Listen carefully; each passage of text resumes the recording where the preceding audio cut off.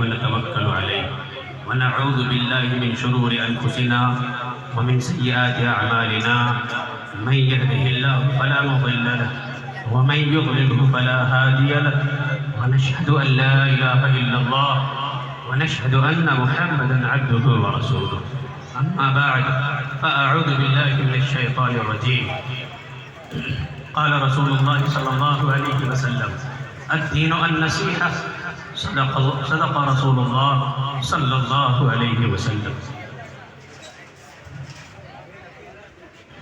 اس عظیم الشان کانفرنس میں، بہترین جلسے میں، محفل ذکر مصطفیٰ میں، جس کو منعقد کیا اور سجایا ہے دیگیا نوجوان کمیٹی، اس کمیٹی کے سارے افراد اور اس کمیٹی کے تمام نوجوان یہ اپنا بھی بھلا چاہتے ہیں اور آپ کا بھی بھلا چاہتے ہیں، اس لیے آج کی اس رات کا ان لوگوں نے انتخاب کیا، جس رات میں ہمارے نوجوان اپنی عاقبت سے ناواقف ہونے کی وجہ سے اور اپنی دینداری سے غافل ہونے کی وجہ سے اپنے دوستوں اور یاروں کے ساتھ گناہوں میں، غفلتوں میں مصروف رہتے ہیں، ان لوگوں کو آج اس عظیم الشان ذکر مصطفیٰ کی محفل میں اکٹھا کرنے کا ایک عظیم منصوبہ بنایا۔ اس عظیم الشان کانفرنس میں دیگیا نوجوان کمیٹی کے سارے ممبران، چونکہ دیندار بھی ہیں، عقل مند بھی ہیں، باشعور بھی ہیں، اس نئی آبادی میں پنچنو گرام کی گلشن کالونی کی یہ نئی آبادی، اس نئی آبادی میں ظاہر ہے سارے کے سارے لوگ، نئے لوگ بسے ہیں، نئے گھر بنے ہیں۔ اس علاقے اور آبادی میں سہولیات کی بھی کمی ہے، راستوں کی بھی دقت ہے، ضروریات کی تکمیل میں بھی کچھ پریشانیاں ہوتی ہیں، لیکن میرے مصطفیٰ نے فرمایا الدین النصیحہ، دین تو خیر خواہی کا نام ہے۔ اسی خیر خواہی کے پیش نظر دیگیا نوجوان کمیٹی نے اس جلسے کا انعقاد کیا۔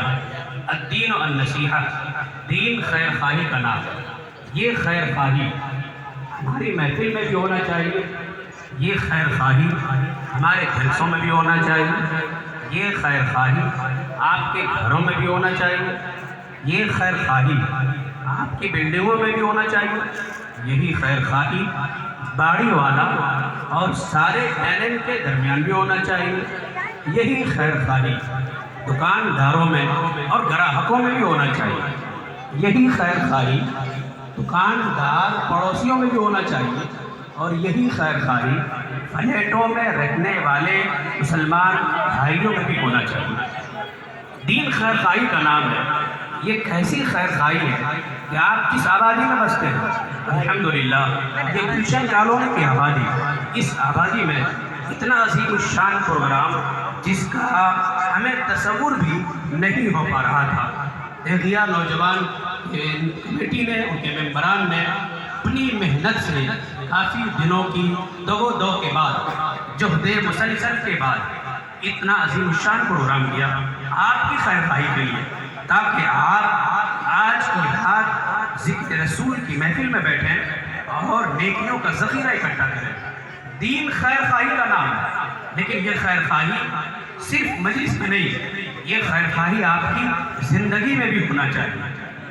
یہ خیر خواہی تمام لوگوں میں آپس میں ہونا چاہیے۔ خیر خواہی کا مطلب ہوا ایک دوسرے کا بھلا چاہنا، ایک دوسرے کا خیر چاہنا، ایک دوسرے کی درستگی چاہنا، ایک دوسرے کی اصلاح چاہنا، اور ایک دوسرے کی بہتری چاہنا۔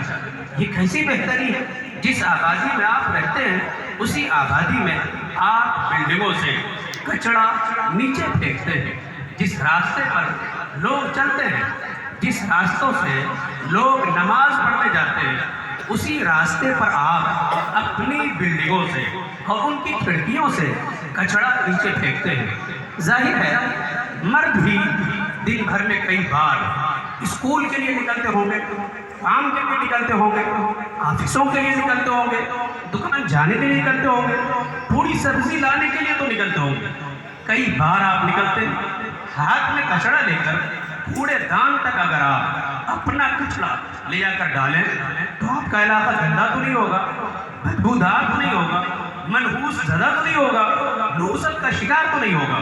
لیکن آپ کے علاقے میں کچڑوں کا ذخیرہ کیوں نظر آتا ہے؟ جس کے پیغمبر نے صفائی اور نظافت پر حدیثوں کے انبار بیان فرمائے، جس کے لیڈر نے اور جس کے رہبر نے صفائی اور نظافت پر احادیث کا ذخیرہ بیان فرمایا، اس قوم کے ماننے والوں اور ان کے متبعین کے لیے یہ بات لمحہ فکریہ ہے اور بہت بڑا بڑمبنا ہے۔ حضرات، آج کی اس عظیم الشان جلسے میں سمجھ سکتا ہوں کہ اتنے شرکا اکٹھا کر دیا جانا اور اس طرح کی ترتیب دیا جانا، ظاہر ہے نہ تقریر کرنے والا ہمت کر سکتا ہے اور نہ سننے والا اپنا وقت دے سکتا ہے۔ اسی کے پیش نظر یہ ترتیب میں نے اپنائی۔ دین خیر خواہی کا نام ہے، دین خیر خواہی کا نام ہے، یہ میرے حضور نے فرمایا۔ اس لیے ہر ایک کو ایک دوسرے کا خیر خواہ ہونا چاہیے۔ یہی خیر خواہی تو ہے کہ تھیگیا نوجوان کمیٹی نے آپ کی خیر خواہی چاہنے کے لیے آپ کہیں گھومنے نہ چلے جائیں، گانوں میں نہ چلے جائیں، بازاروں میں نہ چلے جائیں۔ آج کی رات ہمارے مسلمان نوجوان، ہر قوم کو اپنی سنسکرتی بہت پیاری ہے، ہر قوم کو اپنی تہذیب بہت پیاری ہے، ہر قوم کو اپنی علامت بہت پیاری ہے، ہر قوم اپنی سنسکرتی، اپنی تہذیب کو پرموٹ کرنے کی کوشش میں لگی ہوئی ہے۔ وہ نصاب کی کتابوں میں داخل کرتی ہے، وہ کہانی کی کتابوں میں داخل کرتی ہے، وہ تاریخ کی کتابوں میں داخل کرتی ہے، تاکہ ہماری سنسکرتی بڑھے، ہماری تہذیب بڑھے، ہماری علامت بڑھے، ہماری پہچان عام ہو۔ لیکن مسلم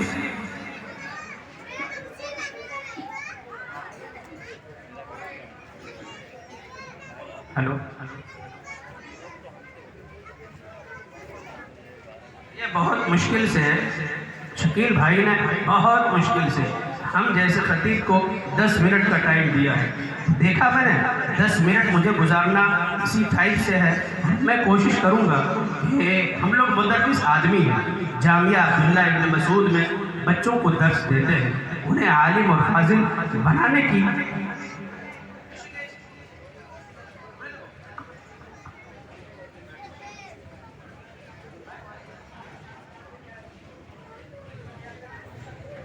حضرات، میں بیٹھتا ہوں یہ کہہ کر کہ آپ جس علاقے میں رہتے ہیں اس علاقے کا خیال کریں اور ہمیشہ خیال کریں۔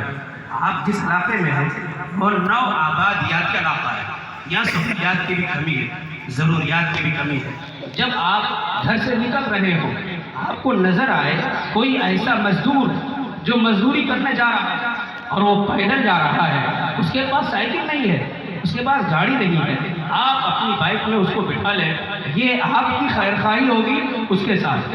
آپ رات کو واپس آ رہے ہو، آپ کو معلوم ہے کہ یہ گلشن کالونی جا رہا ہے، لیٹ ہو گیا، آٹو نہیں مل پایا، اس لیے وہ پیدل جا رہا ہے، آپ پہچان کے لیے